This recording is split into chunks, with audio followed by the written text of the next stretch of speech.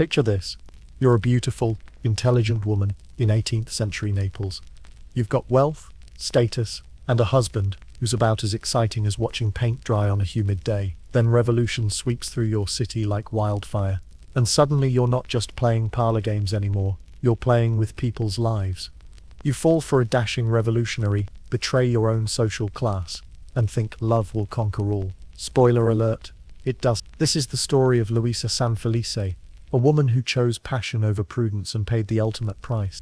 If you're already hooked by aristocratic drama and revolutionary romance gone wrong, hit that subscribe button, because we're about to dive deep into one hell of a tragic love story. Let's set the scene, shall we?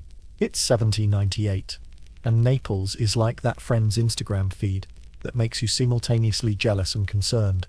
All glittering surfaces hiding some seriously messy drama underneath. The Kingdom of Naples and Sicily is ruled by Ferdinand V, a man so detached from reality he makes modern influencers look grounded.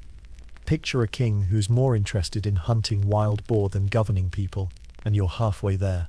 Now, into this world of powdered wigs and political powder kegs walks our protagonist, Luisa Sanfelice. Born around 1764, she's everything an 18th century aristocrat should be. Beautiful, educated, and married to someone appropriately boring. Her husband, Cavaliere Andrea Sanfelice, is the human equivalent of beige wallpaper, safe, respectable, and utterly forgettable. He's got money, status, and about as much revolutionary spirit as a wet napkin. But here's the thing about Luisa. She's got a brain that actually works, which in aristocratic circles is like bringing a smartphone to a medieval feast, dangerously advanced. She reads Voltaire when other noble ladies are reading romance novels. She thinks about ideas when they're thinking about embroidery patterns. And most dangerously of all, she's starting to notice that the glittering world she inhabits is built on the backs of people who can barely afford bread. Naples in this era is a study in extremes that would make modern wealth inequality look quaint. You've got palatial homes overlooking the bay where aristocrats debate philosophy over 7-course meals, while literally blocks away, people are living in conditions that would make a modern refugee camp look luxurious. The Lazzaroni, Naples urban poor, are crammed into hovels, surviving on scraps and hope, while the nobility debates whether their next carriage should be powder blue or rose gold. It's into this world of cognitive dissonance that news arrives from France. The revolution isn't just a distant rumor anymore. It's a roaring fire spreading across Europe, and everyone can smell the smoke. Some aristocrats are packing their bags and fleeing to Vienna. Others are doubling down on their privilege, throwing more lavish parties as if champagne could somehow insulate them from reality. But a few, a dangerous few, are starting to wonder if maybe, just maybe, the revolutionaries have a point. Luisa falls into that third category, which is like being the person who questions why everyone's jumping off a bridge while already halfway over the railing yourself. She's not just intellectually curious about these new ideas of liberty and equality, she's emotionally invested. What makes Luisa's story so compelling isn't just her idealism, it's her humanity. She's not some cold, calculating revolutionary mastermind. She's a woman who feels deeply, thinks clearly, and is about to discover that good intentions and noble hearts are no match for the brutal realities of political upheaval. She believes in love, justice, and the possibility of a better world. She's about to learn that sometimes believing in something beautiful can destroy everything you hold dear. Ferdinand flees to Sicily faster than a tourist abandoning a timeshare presentation, leaving behind a power vacuum that nature and revolution abhors. But here's where the story gets interesting, because this isn't just France conquering another territory. When Luisa first encounters Ferry at one of those salons where aristocrats pretend to discuss philosophy while actually gossiping about each other's affairs, it's like watching someone discover fire. Suddenly all those abstract ideas about liberty and justice have a face, a voice, and a pair of shoulders that fill out a coat quite nicely, thank you very much. But let's pause here for a reality check, because what's happening isn't just romance, it's treason. Luisa isn't just flirting with a charming revolutionary, she's contemplating betraying her entire social class, her husband, and quite possibly her country, depending on how you define patriotism, when your king has literally abandoned ship. The Parthenopean Republic, yes, that's what they called this revolutionary experiment, because classical references made everything sound more legitimate, is proclaimed in January 1799.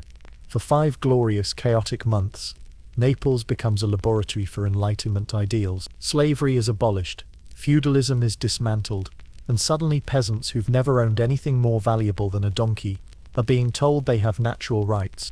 It's intoxicating stuff, especially if you're an aristocrat with a guilty conscience and a revolutionary boyfriend.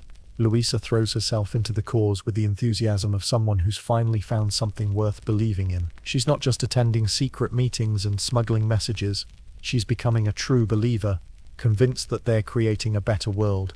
And for a brief shining moment it actually seems possible. The Republic publishes newspapers promoting women's rights. Radical stuff for seven. They establish schools for the poor, reform the legal system, and generally try to prove that a government can actually work for its people rather than against them. It's like watching someone attempt to build a utopia in real time, knowing full well that utopias have a tendency to collapse under the weight of human nature. But here's the thing about revolutions, they're much easier to start than to finish, and they have a nasty habit of eating their own children. The Neapolitan Jacobins might have noble ideals, but they're facing some serious practical problems. The French army that helped them take power isn't exactly there out of altruism. They're looting the treasury, demanding tribute, and generally behaving like an occupying force, which is exactly what they are.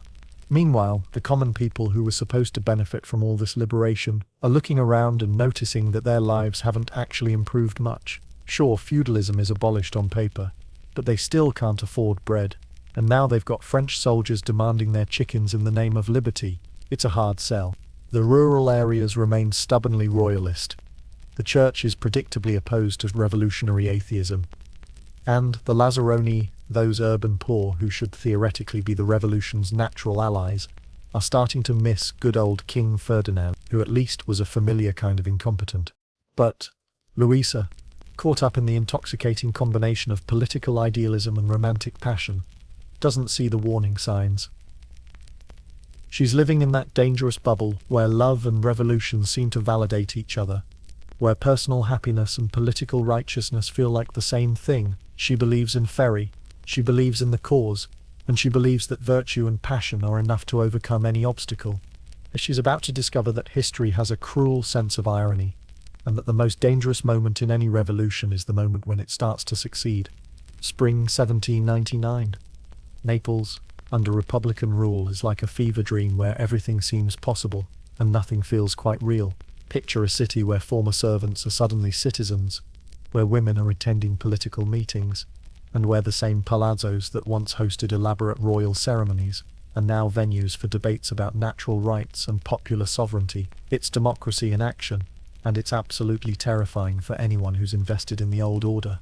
Luisa is living her best revolutionary life, and by that I mean she's completely lost her mind in the most beautiful way possible.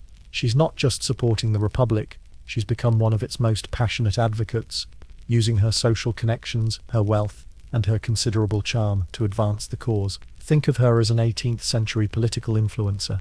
Except instead of promoting skincare products, she's promoting the overthrow of centuries of social hierarchy.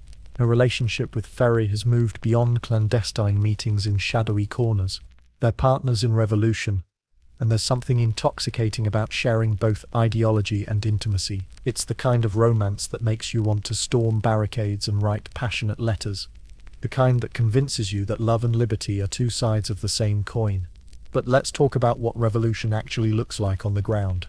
Because it's not all stirring speeches and romantic rendezvous. The Parthenopean Republic is trying to implement Enlightenment ideals in a society that's been feudal for centuries, and it's about as smooth as teaching quantum physics to medieval peasants. They've abolished serfdom, which sounds great until you realize that most serfs don't know what to do with their newfound freedom and lack the resources to take advantage of it. The revolutionaries have also decided to implement rational, republican virtue, which means banning religious processions, closing monasteries, and generally telling a deeply Catholic population that their entire spiritual framework is superstitious nonsense. This is roughly equivalent to showing up at a family reunion and announcing that everyone's childhood memories are lies. It doesn't go over well. Meanwhile, the French are behaving with all the cultural sensitivity of tourists who complain that foreign countries don't speak English. They're stripping artwork from churches, melting down religious artifacts for currency, and treating Naples like a conquered territory rather than a sister republic. The Neapolitan Jacobins find themselves in the awkward position of defending allies who are systematically looting their cultural heritage in the name of liberty. But Luisa, drunk on idealism and romance, sees only the possibilities. She organizes salons where aristocrats and intellectuals debate the finer points of republican government. She uses her influence to protect revolutionaries from persecution. She even opens her own palazzo to refugees fleeing royalist retaliation in the countryside. She's become a one-woman support network for the revolution, and she's never been happier. Here's what makes Luisa's commitment so remarkable and so tragic. She's not some downtrodden peasant with nothing to lose. She's got everything the old system can offer: wealth, status, comfort, security. She could have sat out the revolution in comfort, maybe fled to Vienna with the other aristocrats, certainly avoided taking sides in such a dangerous conflict. Instead, she's chosen to bet everything on an uncertain future, because she believes it's right. Think about that for a moment. In an age when women had virtually no political power, when aristocrats were literally being guillotined across Europe for their birth circumstances, Luisa Sanfelice is actively working to destroy the system that privileges her. It's like watching someone willingly walk away from a trust fund because they've realized the money came from exploitation. The Republic, meanwhile, is discovering that governing is considerably more difficult than overthrowing. They've got to maintain order without the traditional mechanisms of royal authority, fund a government without the usual tax base, and defend themselves against enemies both foreign and domestic. It's like trying to build a plane while flying it, except the plane is on fire and half the passengers are actively sabotaging the engines. Cardinal Fabrizio Ruffo is organizing a royalist counter-revolution in Calabria, rallying peasants and brigands under the banner of Holy Faith, a movement that combines religious fervor, royalist loyalty, and a healthy dose of xenophobic anger against the French. It's populist authoritarianism wrapped in religious righteousness, and it's proving remarkably effective at mobilizing people who feel left behind by revolutionary progress. The irony is perfect and heartbreaking. The revolution that promised to liberate the common people is increasingly dependent on foreign support and isolated from the very population it claims to represent. The Neapolitan Jacobins, for all their noble intentions, are becoming an educated elite, imposing their vision of progress on a reluctant population. Exactly the kind of disconnected rulers they set out to replace. But in Naples, in the spring of 1799, surrounded by fellow revolutionaries and intoxicated by the possibility of love and justice, Luisa can't see the gathering storm. She's living in that dangerous moment when everything seems possible, when personal happiness and political righteousness align so perfectly that you forget they might be mutually exclusive. She believes in the revolution, she believes in love, and she believes that good intentions and noble hearts are enough to overcome any obstacle. She's about to learn that history has a cruel sense of timing, and that the most dangerous moment in any love affair, political or personal, is right before it all falls apart. By April 1799, the Parthenopean Republic is starting to resemble a beautiful house, built on a foundation of quicksand. Impressive to look at, but increasingly unstable with each passing day. The revolutionary government that seemed so promising just months ago is discovering that noble ideals and passionate speeches don't automatically translate into effective governance, and the people of Naples are growing restless in ways that would make any politician nervous. Luisa, ever the optimist, is still throwing herself into the cause with the kind of determined enthusiasm you usually see in people trying to save a failing relationship through grand gestures. She's organizing charity drives for the poor, hosting political salons, and generally acting as if pure willpower and good intentions can hold the Republic together. It's admirable and heartbreaking in equal measure, like watching someone try to stop a flood with inspirational quotes. But the signs of trouble are everywhere if you know where to look.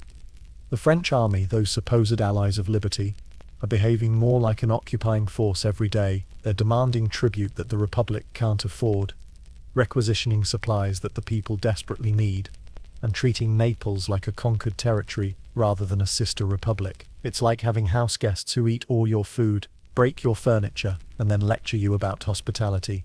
General Championnet, the French commander, is caught between competing loyalties. He genuinely believes in republican ideals, but he's also got orders from Paris, to extract maximum value from this Italian adventure. The result is a schizophrenic policy that alienates everyone, too exploitative for the Neapolitan revolutionaries, too idealistic for French pragmatists, and too foreign for the local population.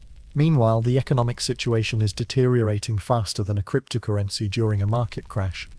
The royal treasury, never exactly overflowing to begin with, has been thoroughly looted by the fleeing monarchy and systematically drained by French demands. The new Republican government is trying to fund ambitious social programs while simultaneously paying tribute to their French allies and defending against royalist insurgents. It's like trying to run a charity, a military, and a government simultaneously, while someone else controls your bank account.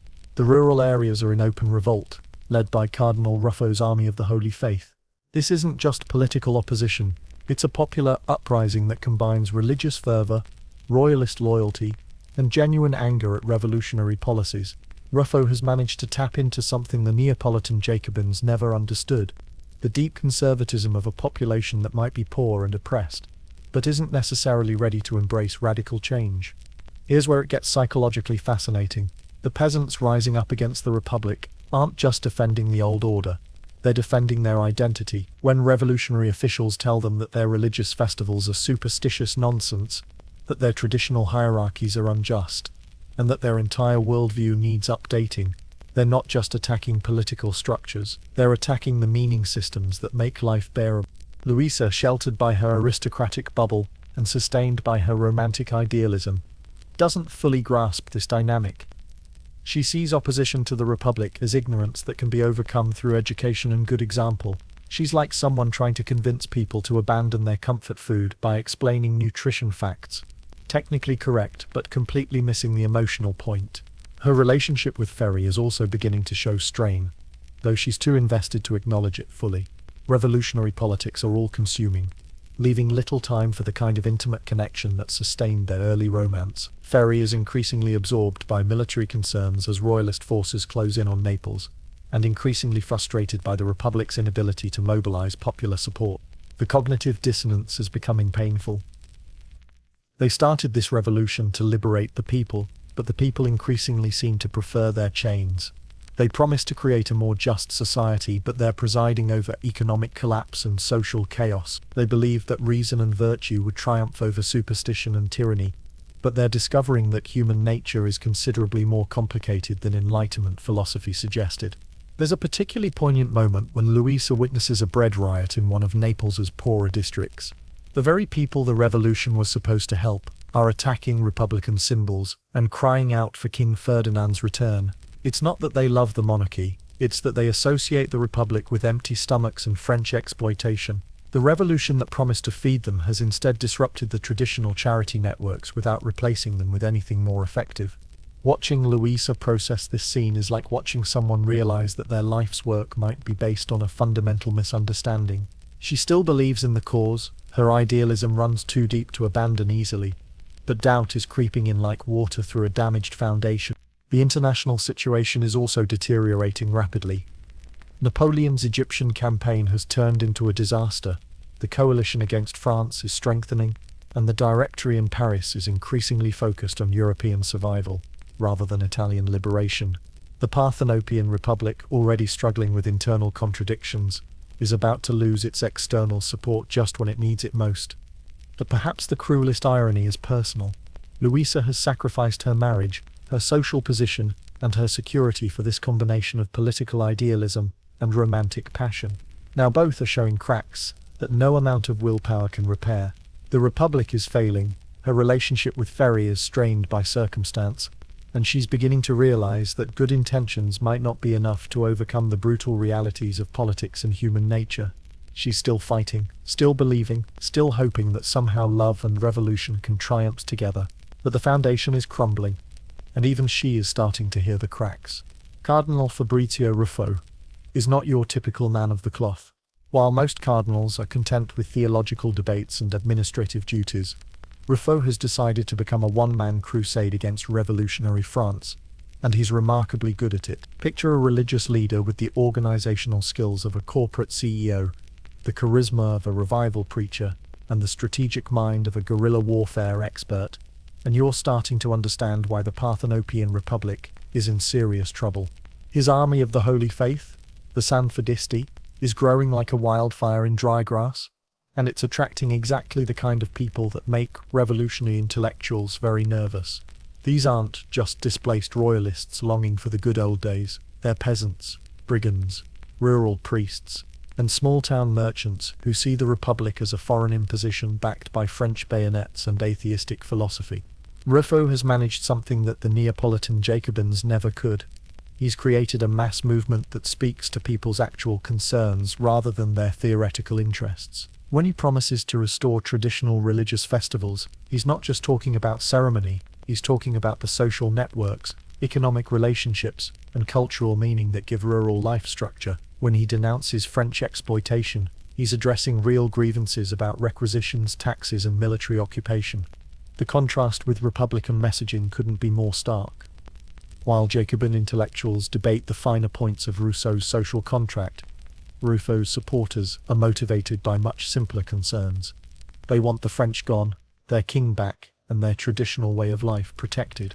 It's populism in its purest form, emotionally resonant, culturally authentic, and completely opposed to everything the Republic represents. By May 1799, Ruffo's forces are advancing on Naples like a tsunami of popular rage, and the Republican government is discovering that military theory is no match for religious fervor. Backed by genuine popular support, the Jacobin forces, composed mainly of urban intellectuals and foreign troops, are facing an enemy that knows the terrain, enjoys local support, and fights with the kind of desperate conviction that makes professional soldiers very uncomfortable. Luisa watches this approaching catastrophe with the kind of horrified fascination you'd reserve for a natural disaster. The revolution that promised to liberate the masses is being destroyed by those very masses. And there's something almost Greek in the tragic irony. She spent months organizing charity drives and educational programs for people who now want to see her head on a spike. The psychological impact on the revolutionary community is devastating. These are people who genuinely believed they were creating a better world, and now they're watching that world collapse under the weight of popular opposition. It's like discovering that your life's work has been not just wrong, but actively harmful to the people you thought you were helping. Ferry, meanwhile, is dealing with the military reality of their situation, and it's not pretty. The Republican forces are outnumbered, outmaneuvered, and increasingly demoralized. Worse, they're fighting an enemy that sees this conflict in existential terms. Not just a political disagreement, but a holy war between good and evil. When your opponents believe they're fighting for God, king, and traditional society against foreign atheists and their local collaborators, negotiation becomes somewhat difficult. The French are starting to make calculations that don't bode well for their Neapolitan allies. Napoleon is stuck in Egypt, the coalition war is intensifying, and maintaining a republican government in southern Italy is beginning to look like more trouble than it's worth. The revolutionary idealists who thought they were partnering with France for mutual liberation are discovering that geopolitics trumps ideology every time. There's a particularly heartbreaking moment when Luisa receives word that several of her former friends, aristocrats who stayed loyal to the monarchy, are actively supporting Ruffo's advance. People she once shared tea and gossip with are now financing an army that wants to destroy everything she's worked for. The personal becomes political in the most painful way possible. The city itself is beginning to fracture along lines that have little to do with abstract political theory. The Lazzaroni, those urban poor who should theoretically support the Republic, are increasingly sympathetic to royalist messaging about foreign exploitation and traditional values. Meanwhile, the educated classes who support the revolution are discovering that they're a tiny minority in their own city. What makes this collapse so tragic is how predictable it was in retrospect. The Parthenopean Republic was always an elite project imposed on a reluctant population with foreign military support. The moment that external backing wavered and internal opposition organized effectively, the whole structure was bound to crumble. But revolutions, like love affairs, have a way of making smart people believe in impossibilities. Luisa is still clinging to hope, but it's the kind of desperate optimism you see in people whose world is collapsing around them. She's organizing defensive measures, trying to rally Republican morale, and generally behaving as if willpower alone can somehow reverse the tide of history. It's admirable and futile in equal measure. The irony is perfect and cruel. A revolution that began with such noble aspirations is ending with its supporters desperately trying to hold power against the very people they sought to liberate. The masses have spoken, and they've chosen tradition over progress, familiar oppression over uncertain freedom, and religious certainty over rational doubt. But the most tragic irony is still to come, because Luisa Sanfelice, who sacrificed everything for love and revolution, is about to discover that both can betray you in ways that make political defeat seem trivial. June 1799. Naples is like a patient in the final stages of a terminal illness, technically still alive, but everyone can smell death in the air. The Parthenopean Republic has maybe weeks left, and the knowledge is creating the kind of desperate atmosphere where people make increasingly irrational decisions in hopes of miraculous salvation. The Republican government has retreated to the defensive fortresses of Naples, essentially admitting that they've lost the countryside entirely to Ruffo's Holy Faith army. It's a stunning reversal. Just 5 months ago they controlled the entire kingdom. Now they're barricaded in their capital like medieval lords under siege. The symbolism would be poetic if it weren't so tragic. Luisa finds herself in an impossible position that perfectly encapsulates the Republic's broader contradictions. As an aristocrat supporting a popular revolution that the populace rejects, she's politically homeless in the most literal sense. The royalists consider her a traitor to her class. The Republicans increasingly view aristocrats with suspicion, and the common people see her as just another privileged elite playing with ideas while they suffer the consequences. Her relationship with Ferry is under unprecedented strain, though both are too proud and too invested to admit it openly. Revolution, it turns out, is not particularly conducive to romance. When you're planning military defenses and organizing evacuation routes, there's limited time for intimate conversation, and the constant stress of impending catastrophe doesn't exactly create a romantic atmosphere. Ferry himself is changing under the pressure. The idealistic revolutionary, who once spoke passionately about liberty and justice, is becoming a harder, more pragmatic man, focused on survival rather than transformation. It's a common trajectory in failed revolutions. Idealists become realists, realists become cynics, and cynics become refugees, if they're lucky.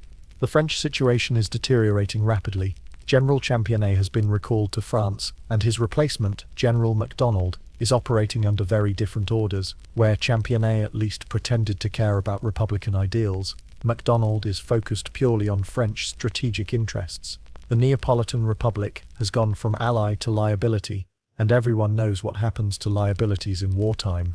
There's a desperate quality to Republican efforts now that's both inspiring and heartbreaking. These people know they're probably going to lose, but they're still fighting with the kind of determination you usually see in doomed last stands. They're drafting constitution after constitution, as if the perfect legal framework could somehow overcome military reality. They're organizing cultural events to maintain morale, as if poetry readings could stop artillery bombardments. Luisa throws herself into these efforts with characteristic intensity, but there's something almost manic about her energy now. She's organizing hospitals for wounded Republicans, coordinating supplies for the besieged fortresses, and generally acting as if pure activity could somehow change the fundamental trajectory of events. It's the kind of behavior you see in people who can't accept that their world is ending. The siege mentality is creating some bizarre social dynamics. Former enemies are forced to cooperate in the face of external threat, while former friends are split by political loyalties. Aristocrats who never spoke to merchants are now sharing bunkers with them, while families are divided between Republican and Royalist sympathies. War has a way of revealing who people really are when the social masks come off.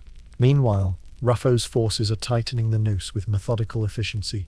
The Cardinal has proven remarkably adept at combining religious motivation with military strategy, and his army is beginning to behave like a professional force rather than a mob of zealots. They're cutting supply lines, isolating Republican strongholds, and generally demonstrating that popular support can be more valuable than foreign backing. The international dimension is also shifting decisively against the Republic. Admiral Nelson's fleet has arrived in the Bay of Naples, providing naval support for the Royalist restoration. The British aren't particularly interested in Italian politics, but they're very interested in weakening French influence, and supporting Ruffo serves that purpose perfectly. There's something almost surreal about watching these final weeks unfold. The same palazzos that once hosted elegant salons about Enlightenment philosophy are now being fortified against artillery attack. The same squares where Republicans proclaimed universal rights are now empty, except for patrols and the occasional desperate scavenger. Revolution has given way to siege warfare, and ideology has been replaced by the simple mathematics of supply lines and ammunition reserves. Luisa is beginning to understand that she's not just witnessing the collapse of a political system, she's watching the destruction of her entire worldview. The revolution that promised to create a more just society has instead produced chaos, suffering, and popular backlash. The love affair that seemed to validate her political choices is withering under the pressure of circumstances neither she nor Ferry can control. But perhaps the cruelest realization is dawning, that good intentions and noble hearts might not just be insufficient to overcome historical forces. They might actually make things worse by preventing the kind of clear-eyed assessment that could lead to survival. Idealism, in other words, might be a luxury that revolutionaries can't afford. The Republic has maybe days left before Ruffo's forces reach the city gates, and everyone knows that surrender will mean different things for different people. Foreign Republicans might be allowed to leave. Italian nobles who supported the monarchy might be forgiven, but Italian revolutionaries, especially aristocratic ones who betrayed their class, can expect no mercy from the restored order. Luisa Sanfelice is about to face the ultimate test of her convictions, and she's beginning to suspect that love and revolution might not be enough to protect her from the consequences of her choices.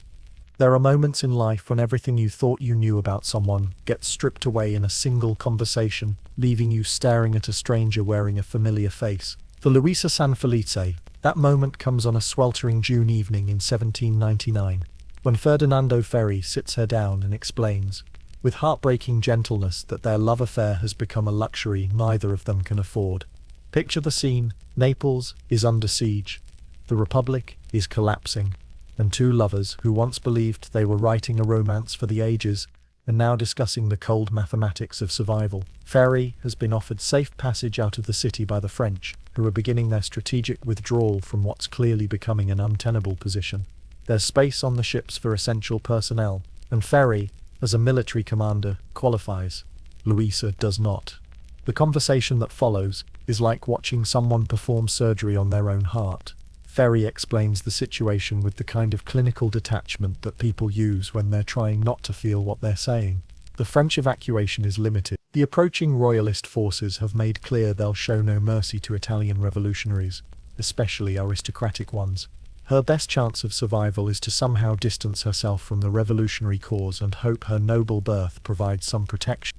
In other words, he's asking her to abandon everything they fought for together, everything they've believed in, everything that gave their relationship meaning beyond mere physical attraction. He's asking her to become exactly the kind of person they once despised, a privileged aristocrat who abandons inconvenient principles when personal safety is at stake. The psychological cruelty is exquisite. Luisa has already sacrificed her marriage, her social position, and her security for this combination of love and idealism. Now she's being asked to choose between them, and the man she loves is essentially telling her that their shared dreams were never worth dying for.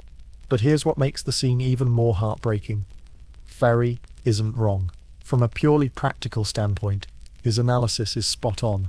The Republic is finished, the cause is lost, and continuing to fight will accomplish nothing except getting more people killed. Love might be eternal, but lovers are mortally fragile, and dead martyrs don't get to enjoy happy endings. Luisa's response reveals everything about her character that makes this story so tragic. She doesn't rage or weep or beg. Instead, she asks a single devastating question. If we abandon our principles to save our lives, what exactly are we saving? It's the kind of moral clarity that makes heroes in literature and corpses in real life. Luisa has identified the fundamental paradox of their situation, that surviving requires becoming people they can no longer respect, while maintaining their integrity requires accepting death. There's no good choice, only different forms of defeat. Ferry, meanwhile, is dealing with his own impossible position. He genuinely loves Luisa, but he's also a practical man who understands that dead revolutionaries don't advance any cause except filling graveyards. He's seen enough war to know that noble gestures are luxuries that soldiers can't afford, and he's trying to save at least one person he cares about from the approaching catastrophe. The argument that follows is like watching two people try to solve an equation that has no solution. Ferry argues for pragmatism. They can flee together, rebuild their lives elsewhere, maybe continue working for Republican ideals in some safer context. Luisa argues for consistency. If their love was based on shared principles, Abandoning those principles invalidates everything they've meant to each other. They're both right, which is what makes their situation so tragic. Love, without shared values, becomes mere physical attraction. But values without compromise often lead to shared graves. The revolution that brought them together is now tearing them apart, and there's no middle ground between betrayal and martyrdom. What's particularly cruel is how this conversation echoes the broader collapse of the Republic. Just as the Neapolitan Jacobins are discovering that idealism without popular support leads to political suicide, Luisa and Ferry are learning that romantic idealism without practical compromise leads to personal destruction. The same forces that are destroying their political dreams are destroying their intimate connection.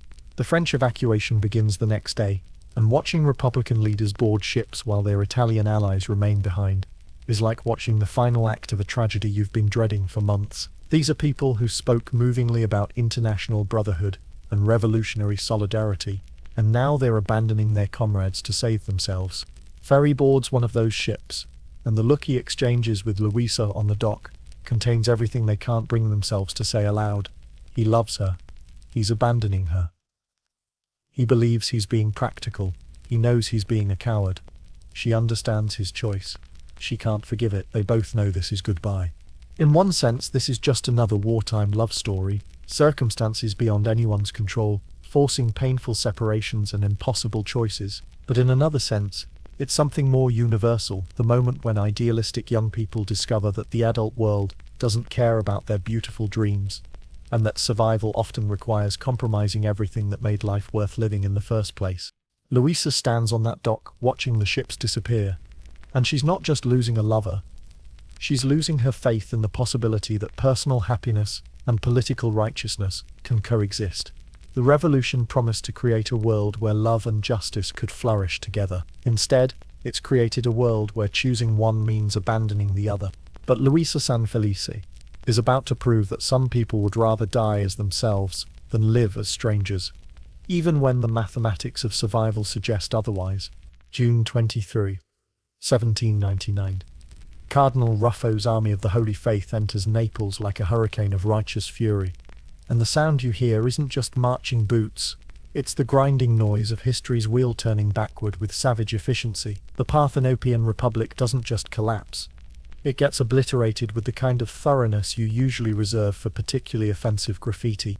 The restoration begins immediately, and it's not the dignified return to traditional order that royalist propaganda promised. This is revenge dressed up as justice, and it's ugly in the way that popular movements often are when they finally get their hands on power. The same people who were dismissed as ignorant peasants and religious fanatics are now deciding the fate of their former betters, and they're not feeling particularly merciful. Luisa watches this transformation from her palazzo, which has become less a home than a fortress, where she's waiting for the inevitable knock on the door. The streets outside are filled with celebration that sounds disturbingly like a lynch mob having a good time. People who were cowed into silence during the Republican months are now loudly demonstrating their loyalty to king and church, often by denouncing their neighbors for insufficient enthusiasm during the Restoration. The psychology of this moment is fascinating and terrifying in equal measure. The same crowds who were supposedly liberated by revolutionary ideals are now enthusiastically participating in counter-revolutionary persecution. It's not just political opportunism, though there's plenty of that. It's something deeper. These people are reclaiming their identity after months of being told their beliefs were superstitious, their loyalty was misplaced, and their entire worldview needed updating. Cardinal Ruffo, to his credit, tries to maintain some semblance of order and mercy. He's a sophisticated man who understands that excessive revenge can destabilize the very order he's trying to restore, but he's also riding a tiger of popular emotion that's difficult to control once unleashed. His followers didn't risk their lives just to see revolutionary leaders get comfortable prison sentences. They want blood. The trials begin almost immediately, and they're trials in the same way that witch hunts are legal proceedings, technically following proper procedures while reaching predetermined conclusions. Revolutionary leaders are hauled before military tribunals, where their guilt is assumed, and the only question is the appropriate level of punishment: death, exile, or imprisonment. These are the menu options for anyone foolish enough and to have believed in Republican ideals. But here's where the story takes a particularly cruel turn for aristocrats like Luisa, who supported the revolution. They're facing double jeopardy: prosecution for their political activities and social ostracism for their class betrayal. Former friends who stayed loyally royalist are now positioning themselves as more faithful than the monarchy itself, competing to demonstrate their purity by denouncing the traitors in silk gowns who brought shame on their noble blood. Luisa's husband, Cavaliere Andrea Sanfelice, reappears in her life like a bad penny rolling back into circulation. He spent the revolutionary months in careful neutrality, which now looks like prescient wisdom rather than cowardly fence-sitting. He offers her protection, conditional on public repentance, private submission, and complete renunciation of everything she's believed and fought for over the past year. It's the kind of offer that makes you understand why some people choose martyrdom. Survival is possible, but only by becoming someone she can no longer recognize as herself. She would have to publicly denounce her Republican friends, express gratitude for their punishment, and spend the rest of her life pretending that the most meaningful year of her existence was a temporary aberration caused by feminine weakness and foreign corruption.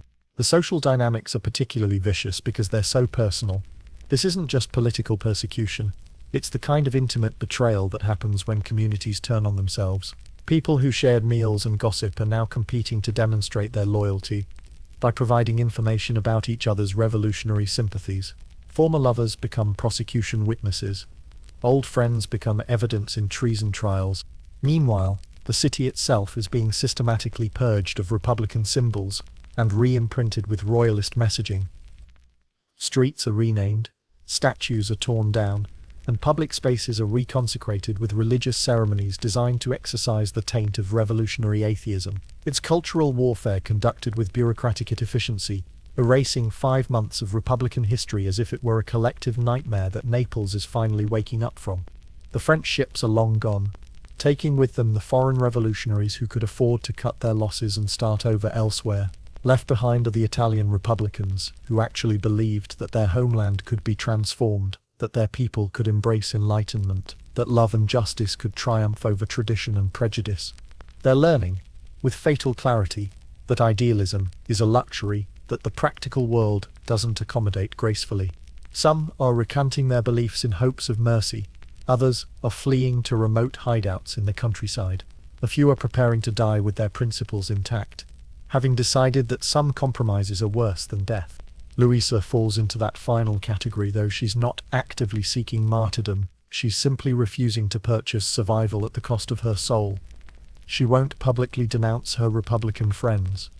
She won't pretend that her relationship with Ferry was meaningless. She won't express gratitude for the restoration of an order she still believes is fundamentally unjust. It's a position that's simultaneously admirable and suicidal, principled and impractical, heroic and foolish. In other words, it's perfectly characteristic of someone who spent her life believing that personal integrity matters more than personal safety. But integrity, as Luisa is about to discover, is a luxury that authoritarian regimes are specifically designed to make unaffordable. The restoration has its own mathematics, and they don't include variables for noble intentions or pure hearts. August 1799. Summer in Naples has always been oppressive, but this year the heat feels different, thicker, more suffocating, as if the air itself is weighted down with secrets and betrayals. Luisa Sanfelice has been under house arrest for weeks now, officially for her own protection, but practically because the authorities can't decide whether she's more valuable as a propaganda tool or a cautionary tale. Her palazzo has become a strange sort of prison where the bars are made of social expectations rather than iron, but they're no less confining for being invisible. Former friends visit occasionally, ostensibly to offer support, but actually to demonstrate their own loyalty by publicly associating with a fallen revolutionary who's properly repentant. Except Luisa refuses to be properly repentant, which makes these visits exercises in mutual discomfort. The psychological pressure is exquisite in its subtlety. No one is threatening her with immediate execution. That would be crude, unaristocratic, beneath the dignity of restored royal justice. Instead, she's being slowly strangled by the accumulated weight of social pressure, legal uncertainty, and the growing realization that everyone she once considered an ally has either fled, recanted, or died. Her husband continues his campaign of conditional mercy, visiting with increasing frequency to explain how easily her situation could be resolved. All she needs to do is sign a document denouncing her Republican activities as temporary madness induced by foreign corruption and romantic infatuation. Simple words on paper that would restore her to social acceptance and legal safety. The document itself is a masterpiece of psychological warfare, written by someone who understands exactly how to craft humiliation. It doesn't just require her to renounce her political beliefs. It forces her to characterize them as feminine weakness, temporary insanity, and manipulation by more clever men. She would have to publicly embrace every stereotype about women being too emotional and irrational for political involvement. But perhaps the cruelest clause requires her to express gratitude for her husband's forgiveness, and the monarchy's mercy in allowing her to return to her proper sphere as a dutiful wife and loyal subject. She would have to thank her oppressors for the privilege of oppressing herself. Reading this document is like watching someone craft a key designed specifically to unlock her dignity and throw it away. Every line is calculated to make survival contingent on self-destruction, safety dependent on self-betrayal. It's the kind of choice that reveals whether someone's principles are genuine convictions or merely fashionable accessories to be discarded when inconvenient. Meanwhile, the trials of her former Republican colleagues are proceeding with predictable results. Death sentences are handed down with bureaucratic efficiency, though executions are often delayed to maximize their psychological impact on the survivors. The message is clear: rebellion against the natural order doesn't just result in death. It results in prolonged suffering designed to deter future dissent. Some of her former comrades are taking the pragmatic route, signing whatever documents are required, and accepting whatever humiliations are necessary to preserve their lives. She doesn't judge them, she understands the mathematics of survival, the rational calculation that living compromised is better than dying pure. But understanding doesn't make their choices any easier to watch. Others have chosen martyrdom with various degrees of grace. Some die defiant, using their final speeches to reaffirm their Republican beliefs. Others break under interrogation, providing information about their colleagues in exchange for promises of mercy that may or may not be honored. A few manage to die quietly, neither betraying their cause nor providing propaganda value to their executioners. Luisa finds herself in an impossible middle position, too prominent to disappear quietly, too principled to recant publicly, too valuable to execute immediately. She's become a symbol that both sides want to claim. Royalists as an example of mercy and proper feminine submission, Republicans as a martyr to noble ideals. Neither role appeals to her, but refusing both makes her situation increasingly precarious. The isolation is perhaps the worst part. Ferry is gone, fled to France with the other foreign Republicans who could afford to cut their losses. Her Republican friends are dead, imprisoned, or recanted. Her royalist acquaintances offer conditional friendship contingent on public submission. She's surrounded by people but profoundly alone, trapped between worlds that no longer want her. There are moments when she considers signing the document, not out of fear but out of exhaustion. The psychological pressure of maintaining integrity under these circumstances is crushing, like holding up a heavy weight that gets incrementally heavier every day. It would be so easy to just let go, to accept that noble ideals are luxuries that the practical world doesn't accommodate. But then she remembers why she made her choices in the first place. Not just for love of Ferry, though that was part of it, but for love of justice, dignity, and the possibility of a world where people could live as something more than subjects and servants. Signing that document wouldn't just betray her past, it would betray her fundamental understanding of what makes life worth living. The authorities, meanwhile, are growing impatient with her resistance. A repentant aristocrat would be valuable propaganda for the Restoration, proof that even the most misguided rebels can see the error of their ways when shown proper mercy. But an unrepentant one becomes a different kind of symbol entirely, and not one that serves royal interests. The implicit timeline is becoming clearer. She can maintain her principles as long as she's useful as a potential convert. But the moment the authorities decide she's more valuable as a cautionary tale than a propaganda victory, her situation will change dramatically. She's walking a tightrope where balance depends on being just valuable enough to keep alive, but not so defiant as to require elimination. Luisa understands the game, but she's decided that some games aren't worth winning if victory requires becoming someone you can no longer respect. It's a position that's simultaneously noble and suicidal, and she's beginning to suspect those might be the same thing. September 1799. The summer heat is finally breaking in Naples, but the atmosphere remains suffocating, as the restored monarchy continues its methodical settling of accounts with Republican sympathizers. Luisa Sanfelice has become something of a celebrity prisoner, not important enough for immediate execution, but too symbolically valuable to simply release. She's trapped in a bureaucratic limbo that's somehow more psychologically torturous than straightforward persecution. The authorities have apparently decided to make her case a public spectacle, partly as entertainment for the masses, and partly as a demonstration of royal mercy in action. A proper trial, they announce, where she'll have opportunities to defend herself, explain her actions, and hopefully provide the kind of public recantation that would serve as a cautionary tale for future generations of potentially wayward aristocrats. It's theatre, of course. The outcome is predetermined, the script is written, and her role is to play the repentant noblewoman who acknowledges the error of her ways and throws herself on the mercy of legitimate authority. All she has to do is follow the script, and she can walk away from this nightmare with her life, if not her dignity. But Luisa Sanfelice has never been particularly good at following other people's scripts, which is how she ended up in this situation in the first place. The trial preparation becomes a fascinating psychological study as her appointed defense counsel, a royalist lawyer who clearly views this assignment as penance for some unspecified professional sin, attempts to coach her in the art of strategic submission. "Madame," he explains with the patient tone of someone addressing a particularly slow child, "the court doesn't want to execute you. They want to rehabilitate you, give them the minimum they require.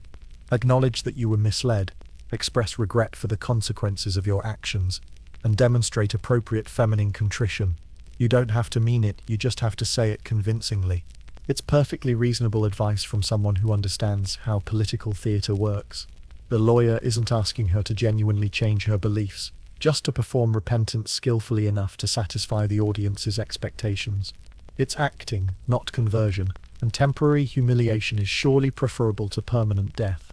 But for Luisa, the distinction between performing submission and genuine submission has collapsed entirely. She spent her entire adult life in societies where women are expected to perform various forms of artificial compliance, and she's finally reached a point where she can't stomach another false smile, another strategic concession, another calculated display of feminine weakness designed to make men feel comfortable with their authority. The trial itself becomes a surreal experience, part legal proceeding, part public entertainment, part morality play about the dangers of feminine independence. The prosecutors present her case, not as treason in the conventional sense, but as a cautionary tale about what happens when women abandon their natural roles and attempt to involve themselves in matters beyond their understanding. They paint a picture of Luisa as fundamentally a victim herself, seduced by foreign ideas, manipulated by clever men, led astray by romantic passion rather than political conviction. It's actually a relatively merciful interpretation that provides her with multiple opportunities for face-saving repentance. All she has to do is agree that she was manipulated rather than independently motivated, passion-driven rather than principle-driven, a victim of feminine weakness rather than an agent of deliberate rebellion. The irony is delicious and horrible. They're offering her life in exchange for accepting every demeaning stereotype about women's intellectual and moral capacity that her Republican beliefs explicitly rejected. She can live, but only by publicly validating the very worldview she spent the revolution fighting against. Her testimony becomes a masterclass in principled self-destruction. Instead of playing the repentant victim, she calmly explains her political evolution, describes her Republican activities as deliberate choices rather than romantic infatuations, and refuses to characterize her relationship with Ferry as manipulation rather than partnership between equals. It's like watching someone methodically dismantle their own life preserver while drowning, and the courtroom audience realizes they're witnessing something unprecedented. A woman refusing to purchase survival with dignity, choosing integrity over life itself, in a society where such choices are literally incomprehensible to most observers. The prosecutors are genuinely confused by her refusal to cooperate with their mercy. They've provided her with a perfectly reasonable script for survival, and she's insisting on improvising toward martyrdom instead. It's not just legally inconvenient, it's psychologically disturbing, challenging basic assumptions about human nature and rational self-interest. Her defense counsel makes increasingly desperate attempts to reframe her testimony in acceptable terms, suggesting that passionate commitment to misguided ideals demonstrates laudable feminine loyalty even when directed toward inappropriate objects.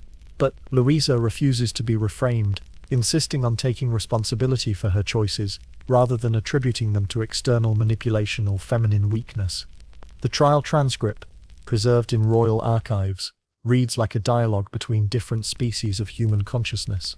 The legal professionals speak the language of political pragmatism, strategic submission, and rational calculation. Luisa speaks the language of absolute principle, personal integrity, and moral consistency. They're using the same words but meaning completely different things, like actors performing different plays on the same stage. What makes the scene so tragic isn't just that she's choosing death over compromise. It's that she's doing so with perfect clarity about the consequences.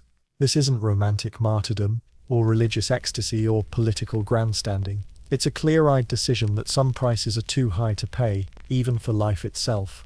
The verdict is inevitable, but watching it arrive feels like watching a slow-motion catastrophe that everyone involved understands but nobody can prevent. Luisa Sanfelice has managed to transform what should have been a routine display of royal mercy into an existential crisis about the nature of human dignity and the price of survival in an unjust world. In the weeks between her sentencing and execution, Luisa Sanfelice writes letters she'll never send, to Ferry in his Parisian exile, to friends who've already forgotten her name, to the husband who offered salvation at the price of her soul, and most heartbreakingly, to herself. These letters, discovered years later in her cell, provide a window into the mind of someone who's chosen principle over survival, and is now processing what that choice actually means. The letter to Ferry is perhaps the most complex, equal parts love letter, political testament, and philosophical meditation on the nature of betrayal. She doesn't condemn him for choosing exile over martyrdom. She understands the logic that led him to French ships and safety, but she can't help wondering whether their love was ever real, if it couldn't survive the test of ultimate commitment. My dearest Ferdinando, she writes, I find myself questioning not your love, but love itself. If two people can share the same bed, the same dreams, the same revolutionary fervor, and yet make fundamentally different choices when those dreams collide with survival, what exactly did we share? Was it love? Or was it simply the temporary alignment of compatible illusions? It's the kind of question that cuts to the heart of romantic idealism. Luisa is discovering that love, like revolution, is easy to embrace when it's convenient and much harder to maintain when it demands sacrifice. She's not bitter about Ferry's choice, she's genuinely puzzled by it, trying to understand how two people who seemed so compatible could diverge so completely when tested by crisis. Her letter to former Republican colleagues who recanted is gentler but no less probing. She doesn't judge their choices. Survival is a legitimate goal, and martyrdom is a luxury that not everyone can afford. But she's fascinated by the psychological mechanisms that allow people to reshape their memories of shared commitment, to rewrite their own motivations, to convince themselves that principles they once held sacred were merely temporary enthusiasms. I wonder, she writes, whether you truly believe the words you spoke to purchase your lives, or whether belief itself has become irrelevant to survival. Perhaps this is what maturity means, learning to separate performance from conviction, to say what's necessary while protecting some inner core of authentic self. If so, I fear I've remained dangerously childish in my inability to master this distinction. The letter to her husband is the most painful, because it acknowledges a fundamental truth she's spent months avoiding. He genuinely loves her, and is trying to save her life in the only way he knows how. His offer of conditional mercy isn't cruelty disguised as kindness. It's kindness expressed through the limited vocabulary available to someone who's never questioned the system that shaped him. Andrea, she writes, you cannot understand why I won't sign documents that would restore our marriage and save my life. Just as I cannot understand how you can love someone while asking them to become someone else entirely. We speak different languages of love, yours practical and protective, mine absolute and destructive. Neither is wrong, but they cannot coexist. But it's her letter to herself that's most revealing, written as if addressing a younger version who might still make different choices. Luisa, 25, drunk on philosophy and convinced that virtue always triumphs in the end. I wish I could spare you the knowledge I've gained. But I know you wouldn't listen even if I could speak across time. You believe that love and justice are the same thing, that personal happiness and political righteousness naturally align, that good intentions create good outcomes. You believe that choosing the right side guarantees victory, or at least guarantees meaning in defeat. You're wrong about almost everything, but you're right about the only thing that matters. that some compromises destroy the very self they're meant to preserve. You're about to discover that principles aren't practical, that integrity is expensive, and that the world doesn't care about your noble intentions. But you're also going to learn that living as yourself, even for a brief time, is worth more than a lifetime of comfortable inauthenticity. These letters reveal someone processing not just her own impending death, but the collapse of an entire worldview. The Enlightenment promised that reason could create a better world, that education could overcome prejudice, that appealing to people's better angels could produce social transformation. Luisa has lived through the catastrophic failure of that promise, and she's trying to understand what went wrong without abandoning the values that led her to this cell. Her analysis is remarkably clear-eyed for someone facing execution. She recognizes that the Parthenopean Republic failed not because its ideals were wrong, but because ideals alone are insufficient to overcome entrenched interests, cultural conditioning, and simple human inertia. She understands that she and her fellow revolutionaries made the classic intellectual mistake of assuming other people shared their priorities and would respond to the same motivations. But understanding failure doesn't lead her to embrace cynicism. Instead, she reaches a more complex conclusion that worthwhile principles often produce tragic outcomes, but that abandoning principles to avoid tragedy ultimately produces something worse than death, spiritual death, the kind of living death that comes from becoming someone you can no longer recognize or respect. Her final letter, addressed to no one in particular, contains her most profound insight. I have learned that choosing integrity over survival isn't noble or heroic or romantic. It's simply the only choice that allows you to die as yourself rather than living as a stranger. Whether this is wisdom or madness, I can no longer distinguish, and perhaps the distinction doesn't matter. In these letters, Luisa Sanfelice achieves something rare in human history. She faces death with complete honesty about both her choices and their consequences, neither romanticizing her martyrdom nor regretting her refusal to compromise. She's discovered that authentic living sometimes requires accepting tragic outcomes, and that tragedy isn't failure if it preserves something more valuable than life itself. October 11, 1799. Dawn breaks over Naples with the kind of crystalline clarity that makes everything look sharper, more defined, as if the world itself has decided to pay attention to what's about to happen. Luisa Sanfelice wakes in her cell, knowing this is the day she stops being a living person and becomes a historical symbol, though she's not yet sure what kind of symbol she'll be. The transformation from person to legend begins immediately with her morning routine, which the prison guards observe with the kind of fascinated attention usually reserved for exotic animals. Every gesture becomes potentially significant. How she arranges her hair, whether she eats her final meal, what expression she wears while preparing for public execution. The woman disappears into the performance of being a woman about to die. Her execution has been scheduled for maximum symbolic impact, not just as punishment for her crimes, but as a teaching moment for anyone foolish enough to think that noble birth provides protection from royal justice. The crowds gathering in Piazza del Mercato aren't just there for entertainment, though entertainment is certainly part of the appeal. They're there to witness the restoration of proper order, the correction of natural hierarchy, the defeat of dangerous ideas about equality and women's roles in public life. But public executions are unpredictable events, and the authorities are nervous about what kind of performance Luisa might deliver. A properly repentant speech would validate royal mercy and demonstrate that even the most misguided rebels can recognize their errors. A defiant speech would provide propaganda for future revolutionaries. The ideal scenario would be dignified acceptance without political content, martyrdom rendered safe by removing its ideological sting. Luisa understands the dynamics perfectly, and her final preparations reveal the same intellectual clarity that got her into this situation in the first place. She's not planning to give her executioners the satisfaction of a broken woman begging for mercy, but she's also not interested in providing revolutionary inspiration for future generations of idealistic aristocrats. Her goal is something more subtle, to die as authentically as she's tried to live. The procession from prison to scaffold becomes a strange kind of theatre where multiple scripts compete for dominance.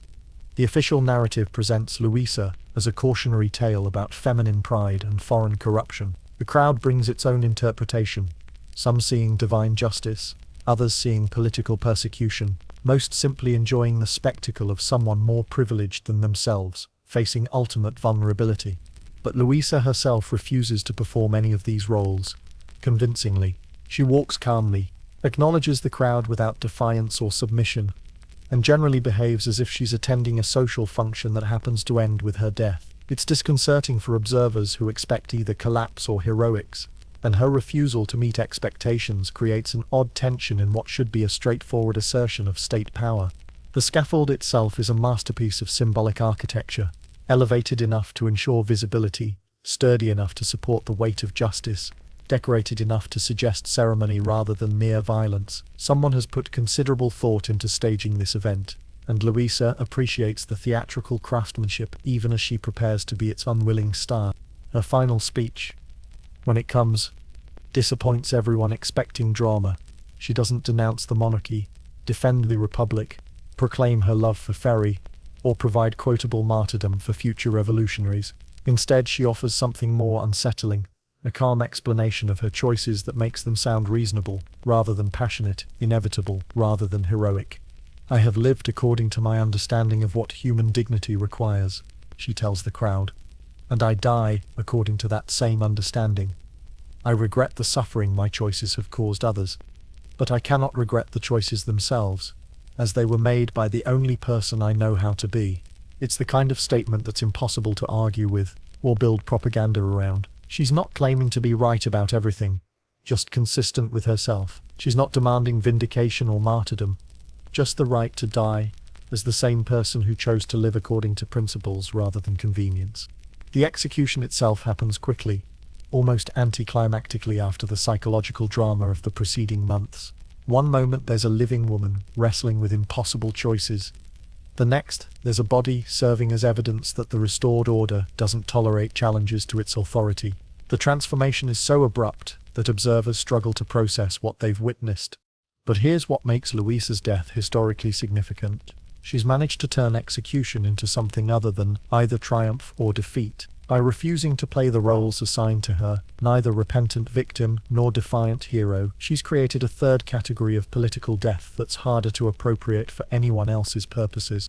The crowd disperses with the odd feeling that they've witnessed something unprecedented, though most can't articulate exactly what made this execution different from others they've seen. The authorities achieve their immediate goal of eliminating a troublesome symbol, but they fail to create the kind of clear moral lesson that makes effective propaganda. Instead, Luisa Sanfelice becomes something more dangerous to established order than either a defeated enemy or a martyred hero. She becomes a question mark, a person who died for reasons that can't be easily dismissed as madness or easily embraced as inspiration. She died for the radical proposition that authenticity matters more than survival, and that some compromises are worse than death. In the arithmetic of political martyrdom, her execution doesn't add up to the clear totals that either side wanted to calculate.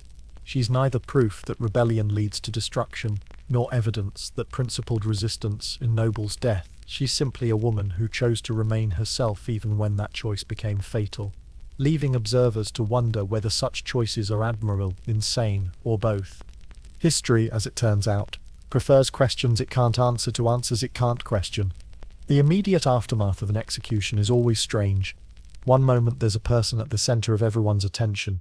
The next there's just empty space where someone used to be, and the world continues with barely a pause to acknowledge the transformation. Luisa Sanfelice's death creates exactly this kind of abrupt silence, leaving everyone involved, authorities, observers, even her enemies, struggling to understand what they've just witnessed and what it means. The restored monarchy achieves its immediate objectives with ruthless efficiency. The Republican experiment is thoroughly discredited, its leaders dead or scattered, its ideals temporarily buried under the weight of popular rejection and foreign abandonment. King Ferdinand returns from his Sicilian exile to find his kingdom more grateful for traditional authority than it ever was before.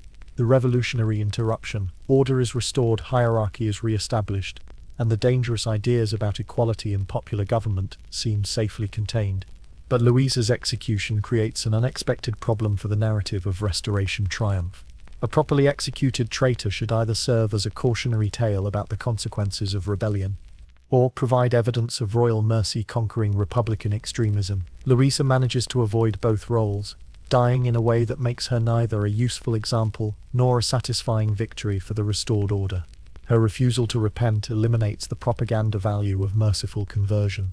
Her calm acceptance of death, prevents the satisfaction of watching revolutionary arrogance humbled by reality. Most troublingly, her final speech suggests that she views her choices not as political mistakes, but as personal integrity, making her execution less a triumph of justice than an administrative necessity for maintaining order. The authorities discover too late that executing someone who genuinely doesn't fear death creates more problems than it solves. Martyrdom works as a deterrent only when the martyrs are visibly broken by their fate.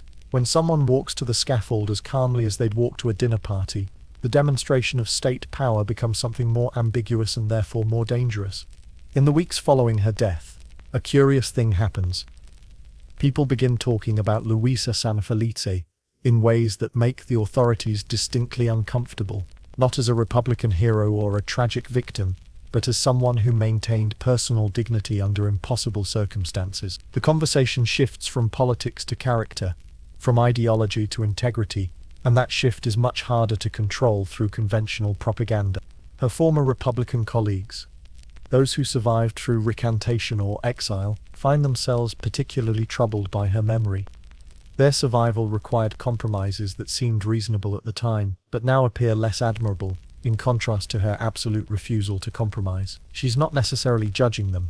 Her letters suggest she understood their choices, but her example makes their pragmatism look less like wisdom and more like cowardice. Ferry, safely established in Paris and building a new life among fellow Republican exiles, receives news of her death with complex emotions that resist simple categorization. Relief that her suffering is over, guilt about his own survival, pride in her consistency, and perhaps most disturbingly, doubt about whether his practical choices were actually more moral than her impractical ones.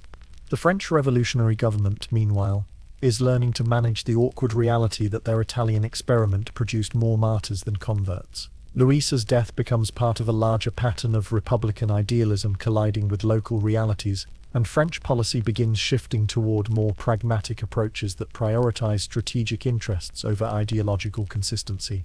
But perhaps the most interesting response comes from the Neapolitan nobility, who find themselves genuinely divided about how to interpret one of their own choosing: death over social rehabilitation.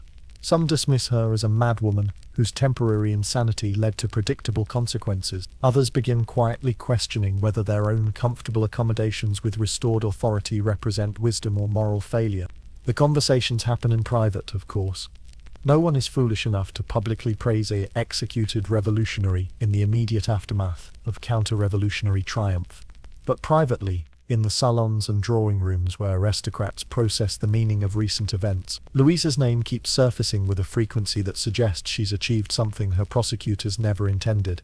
She's made compromise look like the choice that requires justification rather than principle. Her husband, Cavaliere Andrea Sanfelice, provides perhaps the most poignant response. He mourns her death genuinely. He did love her, in his limited way, but he also seems relieved to no longer carry the burden of trying to save someone who refused to be saved. His attempts to restore her to acceptable social behavior had become increasingly desperate and painful for both of them. Her death ends his moral responsibility for her choices, but it also leaves him alone with the knowledge that he failed to understand the woman he married. The Church, predictably, attempts to frame her execution as divine justice for revolutionary atheism and unnatural feminine independence. But even clerical interpretations struggle with the inconvenient fact that her final statements contained no blasphemy, no rejection of divine authority, no embrace of revolutionary materialism. She died as someone who'd made peace with God, if not with earthly powers, and that makes religious condemnation less convincing. What emerges in the months following her death is something the Restoration never anticipated: a slow-growing recognition that Luisa Sanfelice represented something valuable that was lost when political necessity required her elimination. Not Republican ideology, but remains thoroughly discredited, but personal authenticity, the increasingly rare quality of being the same person in private and public, in safety and danger, in success and failure. In a world where survival increasingly requires performance, where authentic conviction becomes a luxury that practical people can't afford, where compromise is elevated from tactical necessity to moral virtue, her absolute refusal to become someone else starts looking less like stubborn pride and more like something worth preserving. History is beginning to transform her, from a failed revolutionary into something more dangerous to established authority. An example of what human dignity looks like when it refuses to negotiate with power. And that kind of example the authorities are discovering is much harder to control than mere political opposition. Time has a way of transforming executed criminals into romantic heroes, and Luisa Sanfelice is about to undergo that peculiar historical alchemy that turns political failures into cultural icons. But her transformation is more complex than the usual martyr-to-symbol progression, because she died for reasons that resist easy categorization and inspire questions that authoritarian regimes prefer not to answer. Within a year of her execution, the first unauthorized biographies begin circulating through the same underground networks that once distributed Republican pamphlets. These aren't scholarly historical analyses, they're romanticized accounts that emphasize her beauty, her passion, her tragic love affair with revolutionary idealism. The Luisa Sanfelice of popular legend is already diverging from the historical woman, becoming more symbolic and therefore more dangerous to established authority.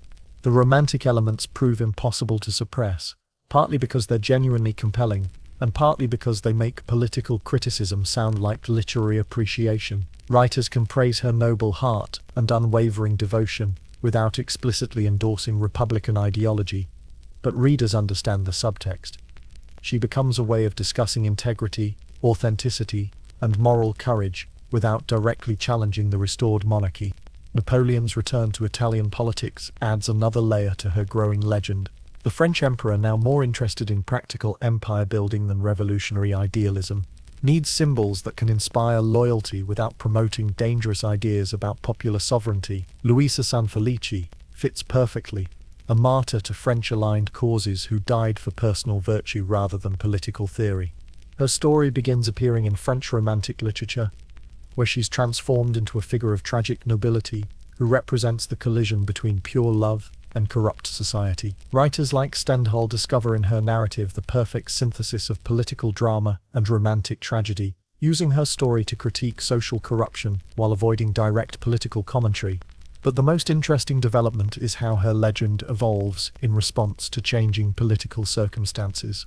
During periods of liberal reform, she's remembered as a progressive martyr who died for Enlightenment ideals. During conservative restorations, she's reframed as a victim of foreign manipulation who died for authentic Italian values. Her memory becomes a kind of political Rorschach test, where different groups see reflections of their own values and grievances. The Catholic Church, initially hostile to her memory, gradually develops a more nuanced interpretation, while never endorsing her Republican activities. Clerical writers begin emphasizing her final acceptance of death, her lack of bitterness toward her executioners, her refusal to embrace materialistic atheism, even under extreme pressure. She becomes an example of how even misguided souls can achieve spiritual dignity through suffering.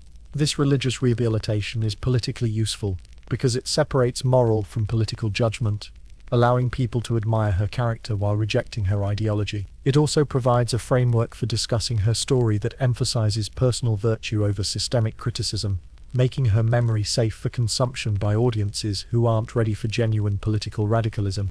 Women's education advocates discover in her story particularly rich material for their arguments. Here's proof that women can engage seriously with political and philosophical questions, that female intellectual capacity extends beyond domestic concerns, that denying women full participation in public life wastes human potential. Her tragedy becomes evidence for the need to expand women's opportunities rather than restrict them to prevent similar conflicts between personal development and social expectations.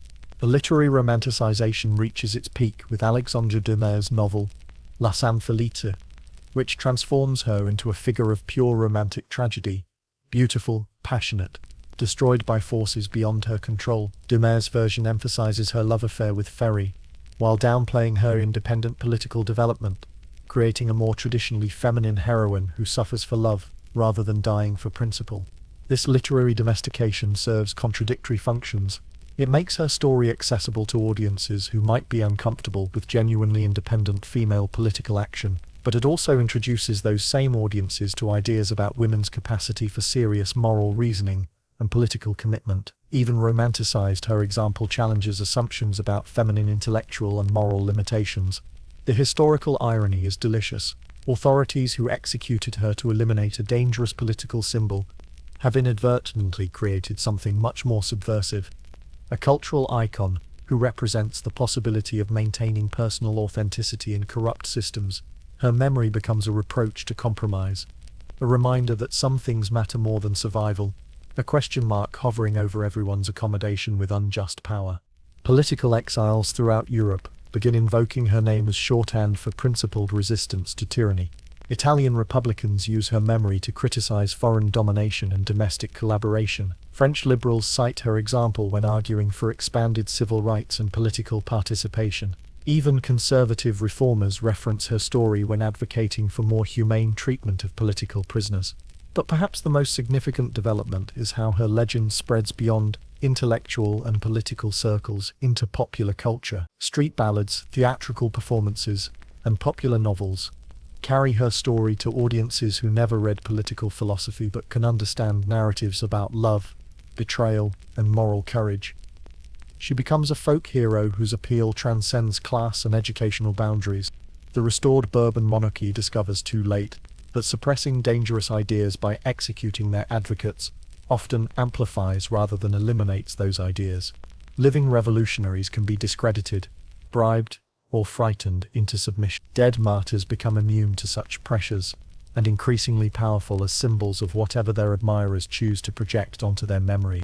Luisa Sanfelice's transformation from executed traitor to romantic icon demonstrates a fundamental weakness in authoritarian logic, the belief that eliminating people eliminates the problems they represent. Instead, her death has created a more potent symbol than her life ever could have been. Proof that authentic human dignity can survive any attempt to destroy it, that integrity has its own kind of immortality, and that some victories are worth dying for, even when they look like defeats. Her legend is just beginning, and it will outlast every government that tried to control it. Looking back across 2 centuries, what can we learn from Luisa Sanfelice's brief, brilliant, tragic trajectory through one of history's most chaotic periods? Her story illuminates truths about revolution, love, and human nature that remain painfully relevant in our own age of political upheaval and moral compromise. First, let's acknowledge the uncomfortable reality that idealistic revolutions often produce outcomes opposite to their intentions. The Parthenopean Republic promised to liberate the masses, but ended up alienating them. It claimed to represent popular will, but depended on foreign military support. It advocated for universal rights while presiding over economic collapse and social chaos. These aren't accidents or temporary setbacks. They're predictable consequences of assuming that good intentions automatically produce good results. Luisa and her fellow Republicans made the classic mistake of intellectual elites throughout history.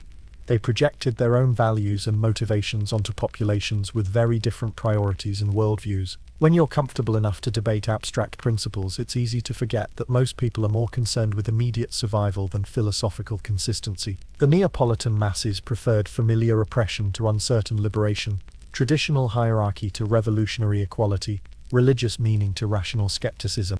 But recognizing the Republicans' mistakes doesn't invalidate their core insights about justice, human dignity, and social responsibility. The problem wasn't their values, it was their assumption that values alone could overcome entrenched interests, cultural conditioning, and simple human inertia. Revolution requires more than moral clarity. It requires understanding the psychological, economic, and social forces that make people resist change, even when that change would benefit them.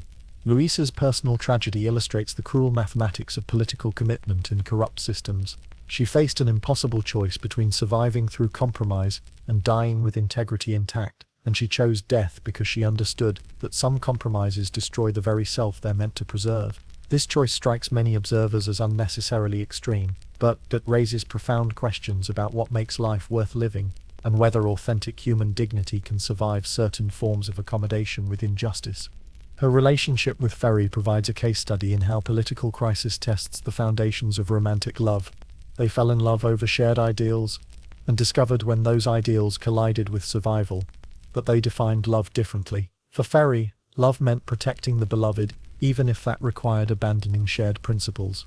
For Luisa, love meant remaining worthy of respect even if that required accepting abandonment. Neither approach is wrong, but they're incompatible in ways that no amount of romantic passion can overcome.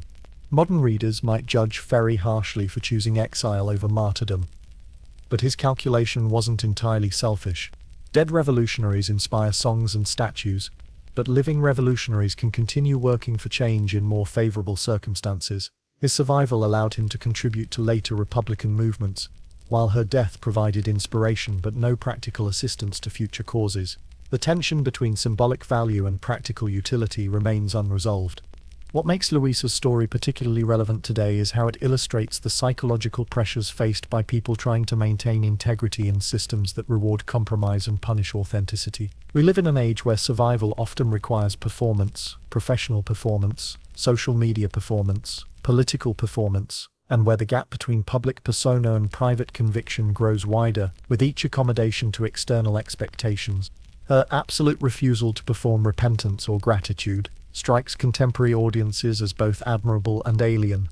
We're accustomed to strategic apologies, calculated contrition, and the kind of flexible authenticity that adapts itself to changing circumstances. Someone who would rather die than pretend to be grateful for oppression seems almost incomprehensible in an era where such pretenses are routine survival strategies. But perhaps that's exactly why her example matters. In a world increasingly dominated by performative authenticity and strategic sincerity, she represents the possibility of genuine conviction that doesn't calculate cost-benefit ratios or focus group its messaging. Her willingness to die rather than become someone she couldn't respect challenges our assumptions about what rational self-interest really means, and whether survival is always the highest good. The international dimension of her story, the way French revolutionary idealism collided with Italian cultural realities, anticipates modern debates about universalism versus cultural specificity. The Enlightenment values that inspired her were genuinely universal in their logical structure, but their implementation required sensitivity to local conditions, traditions, and concerns that French authorities and their Italian allies often ignored or dismissed. This tension between universal principles and particular circumstances remains central to contemporary politics. How do you promote human rights in societies with different cultural frameworks? How do you advance women's equality in contexts where traditional gender roles provide meaning and security for many women? How do you build democratic institutions in places where democratic values haven't developed organically? Luisa's legacy suggests that these questions don't have simple answers, but they require approaches more sophisticated than either cultural imperialism or relativistic paralysis. Progressive change needs moral clarity about fundamental human dignity combined with tactical flexibility about implementation strategies. It needs commitment to core principles combined with humility about the complexity of human motivation and social transformation. Perhaps most importantly, her story reminds us that individual integrity matters even when, especially when, it can't change immediate political outcomes. The revolution failed, her love affair ended tragically, and her execution served the enemies of everything she believed in. But her refusal to compromise her fundamental dignity created ripple effects that lasted long after her death, inspiring people who never knew her name, but recognized in her example something worth preserving about human possibility. In our own age of moral compromise and strategic authenticity, Luisa Sanfelice represents the radical proposition that being genuinely yourself, even unto death, might be the most revolutionary act of all. In our hyper-connected age of curated personas and strategic authenticity, Luisa Sanfelice's story feels both impossibly remote and unnervingly contemporary. She lived in a world where survival required performing social roles with convincing sincerity, where political opinions were dangerous luxuries, and where women especially were expected to prioritize others' comfort over personal conviction. Sound familiar? The parallels between her 18th century dilemma and our modern condition are striking enough to be uncomfortable. We live in an era where careers can be destroyed by insufficiently diplomatic social media posts, where expressing authentic political beliefs often carries professional penalties, where economic survival frequently requires performing enthusiasm for systems we privately question. The pressure to maintain performative consistency between public persona and private employment needs has never been more intense. Like Luisa, we face daily choices between authentic expression and strategic silence, between principled action and practical accommodation. Most of us choose accommodation most of the time because the alternative, losing employment, social standing, or professional opportunities, seems disproportionately costly. We rationalize these choices as mature pragmatism, tactical flexibility, or simply realistic assessment of what's possible within existing constraints. But Luisa's example raises disturbing questions about what happens to the self when survival consistently requires performing versions of yourself that contradict your deepest convictions. At what point does strategic inauthenticity become genuine self-betrayal? When does tactical flexibility become moral paralysis? How do you maintain integrity when integrity itself has become a privilege that only the economically secure can afford? Her refusal to sign documents that would have saved her life by characterizing her political activities as temporary feminine madness speaks directly to contemporary debates about identity, agency, and the price of social acceptance. Every day, that in various circumstances are asked to accept diminished versions of themselves in exchange for inclusion, safety, or opportunity. The specific terms change, but the underlying bargain remains constant. Perform the acceptable version of yourself, and will allow you to survive. Women in particular face versions of Luisa's dilemma whenever they're asked to downplay their competence to avoid threatening male colleagues, to smile through harassment to maintain professional relationships, or to express gratitude for opportunities that should be available based on merit, rather than received as privileges contingent on good behavior. The language has become more subtle, but the expectation that women should purchase acceptance through strategic self-diminishment remains remarkably persistent. People of color navigate similar pressures when they're expected to modulate their authentic expressions to avoid making others uncomfortable, to be grateful for inclusion in spaces they've earned the right to occupy, or to serve as representatives of their entire demographic rather than complex individuals with their own perspectives. The twice as good for half as much paradigm is just a modern version of the performance demands Luisa faced. Economic inequality adds another layer to these authenticity pressures. When health insurance, housing security, and basic survival depend on employment that requires ideological conformity or strategic silence, principled resistance becomes a luxury available mainly to those with sufficient resources to absorb the consequences of nonconformity. Luisa had aristocratic wealth that should have insulated her from such pressures, but even that proved insufficient when her principles conflicted with social expectation. The digital age has intensified these dynamics by making everyone's expressions permanently archived and globally visible. Social media creates constant pressure to perform versions of ourselves that are simultaneously authentic enough to be compelling and sanitized enough to avoid professional or social penalties. We curate our online personas with the same careful calculation that Luisa was asked to bring to her courtroom performance, editing our authentic selves into acceptable versions. But perhaps the most troubling parallel is how systems of power have learned to offer the illusion of choice, while structuring circumstances to make authentic resistance practically impossible. Luisa could have signed the recantation documents. She had agency, alternatives, the formal option to choose survival over principle. The fact that all available choices required fundamental self-betrayal doesn't negate her formal freedom to choose among them. Similarly, contemporary systems rarely use outright coercion when sophisticated forms of managed consent are more effective. We're free to express authentic opinions, as long as we're willing to accept the consequences for our careers, relationships, and social standing. We're free to resist systemic pressures, as long as we're prepared to sacrifice the security that depends on accommodation. The freedom is real, but it's structured to make authentic resistance prohibitively costly for most people. This is what makes Luisa's choice both inspiring and troubling for contemporary audiences. She demonstrates that maintaining authenticity under extreme pressure is possible. People can choose integrity over survival, principle over pragmatism, genuine selfhood over strategic performance, but she also demonstrates the price of such choices, and that price hasn't decreased in the centuries since her execution. Her example suggests that authentic resistance to systems that demand performative conformity might require accepting consequences that most rational people would consider unacceptable. If so, what does that say about the possibility of maintaining genuine human dignity within structures that systematically reward compromise and punish authenticity? Perhaps the most valuable lesson from her story isn't that everyone should choose martyrdom over accommodation. That would be impractical advice that ignores the legitimate needs of survival and family responsibility. Instead, her example might serve as a reminder that the choices we make between authenticity and performance, principle and pragmatism, have cumulative effects on who we become and what kind of world we collectively create. Every time someone chooses strategic silence over authentic expression, comfortable conformity over principled resistance, or performative gratitude over honest assessment, they contribute to systems that make such choices necessary for everyone else. Conversely, every act of authentic resistance, even when it fails to change immediate outcomes, preserve possibilities for human dignity that might otherwise be forgotten entirely. Luisa Sanfelice died rather than become someone she couldn't respect, and her choice continues to pose uncomfortable questions about what we're willing to become in order to survive.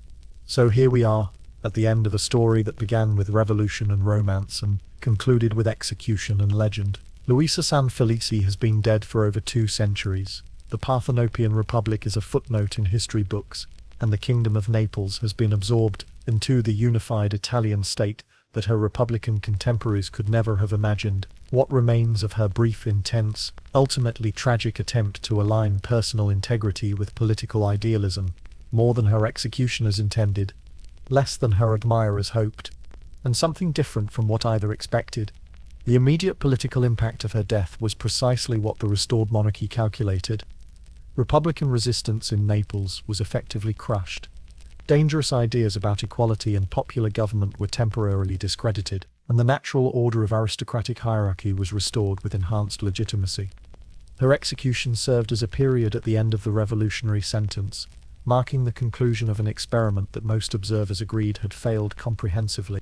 But political calculations often miss the cultural and psychological dimensions of human action, and those dimensions proved more durable than any particular governmental arrangement. Luisa's refusal to purchase survival through self-betrayal created a template for resistance that transcended specific ideological content, providing a model for how individuals might maintain dignity under systems designed to eliminate it.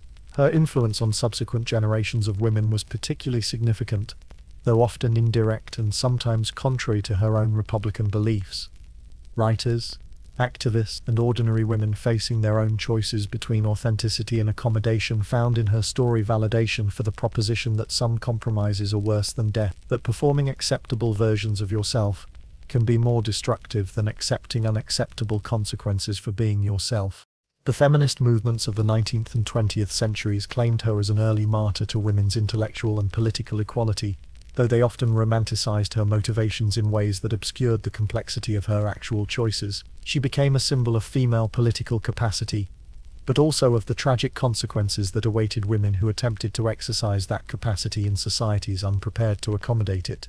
Italian nationalism found different uses for her memory, transforming her from a Republican idealist into a patriotic martyr who died resisting foreign domination.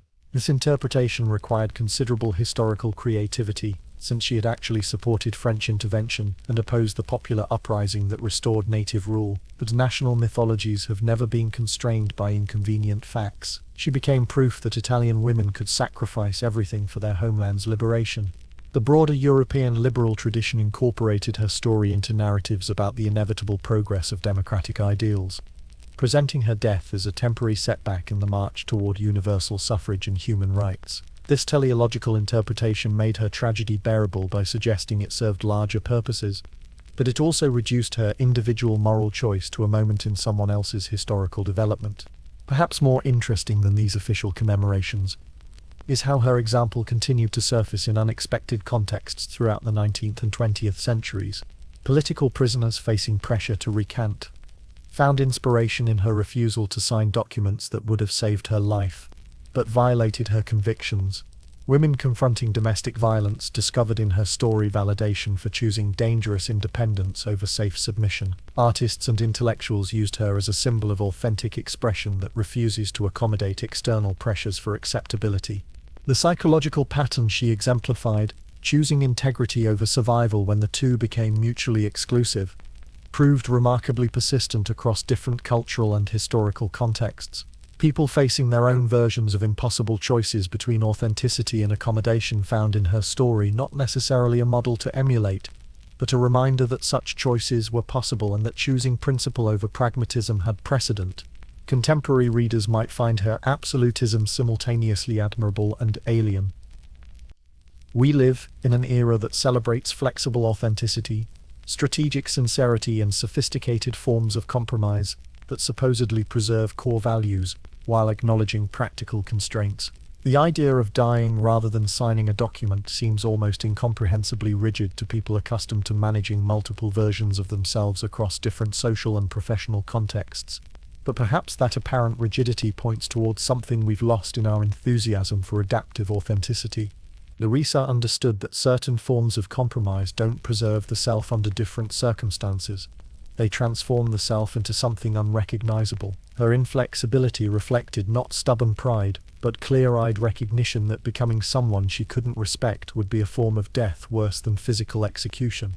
This insight remains relevant in our age of performative identity and strategic self-presentation. The specific pressures she faced were products of her particular historical moment, but the underlying dynamic, systems that reward self-betrayal and punish authenticity, appears to be a persistent feature of human social organization. Her example suggests that maintaining genuine human dignity might require accepting consequences that rational calculation would reject.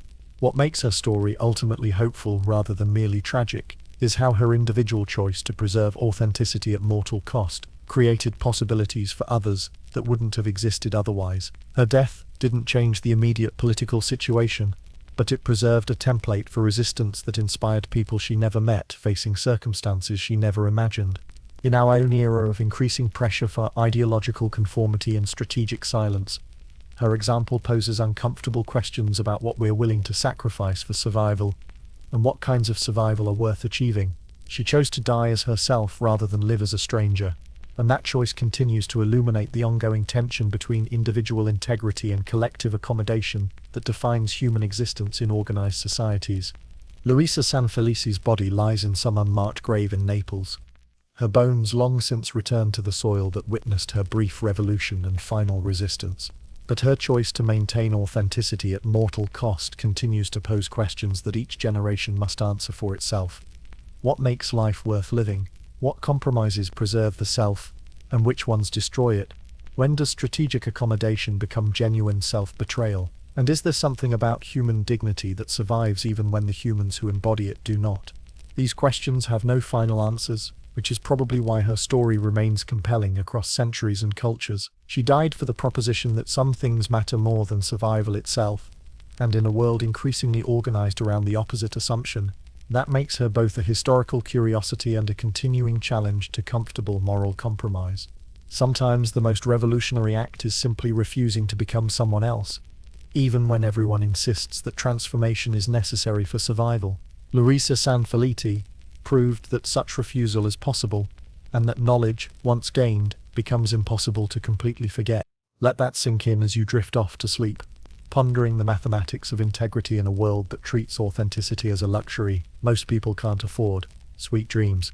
If you've made it this far through love, revolution, and the ultimate price of staying true to yourself, you might be the kind of person who appreciates stories that don't offer easy answers. Subscribe for more deep dives into history's most fascinating moral dilemmas, because the past has a way of illuminating present choices.